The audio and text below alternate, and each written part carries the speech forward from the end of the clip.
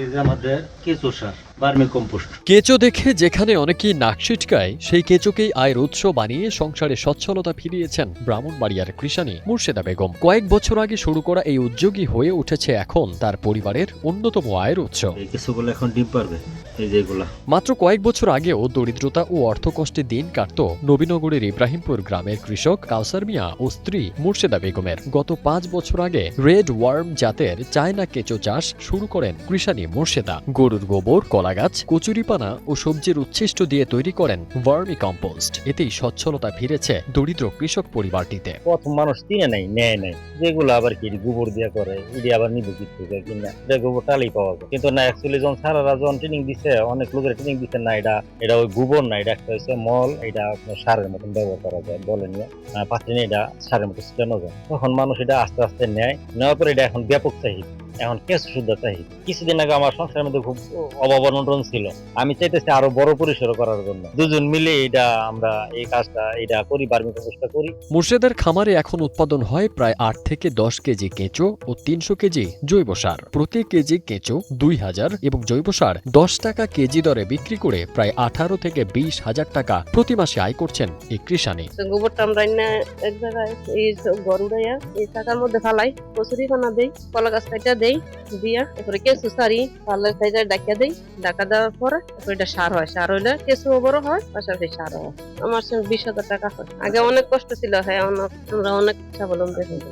আমরা husband wife এখানে সময় দেই। মুর্শেদের সাফল্য দেখে কেঁচো চাষে আগ্রহী হচ্ছেন স্থানীয় অন্যান্য কৃষকরাও। কেউ তার কাছ থেকে কেঁচো সংগ্রহ করছেন, কেউ পরামর্শ নিচ্ছেন, কেউ আবার নিজেরাই শুরু করেছেন কেঁচো উৎপাদন। মুর্শিদা ভাই এখানে আমি আসা যাওয়া করি, ওখানে গিয়ে দেখছি মুর্শিদা ভাই এটা করছে, তখন আমি আগ্রহ হচ্ছি যে আমি এটা করবো, মানে সহযোগিতা করে দিয়েছে, তখন আমি এটা করছি যাতে আমি এটা করতে পারি। আমরা জৈব সার সহজলভ্য পাইতেছি এবং গরু বাছুর যে বিষটা এটা এই কাজে লাগতেছে এবং আমি মনে করি এটা ঘরে ঘরে হওয়া উচিত। এই কাজটা আমি মুর্শিদা আপার থেকে আমি দেখছি, নতুন দেখে আমার মনে হচ্ছে যে ইচ্ছে জাগালো এটা করতে ভালো লাগবো।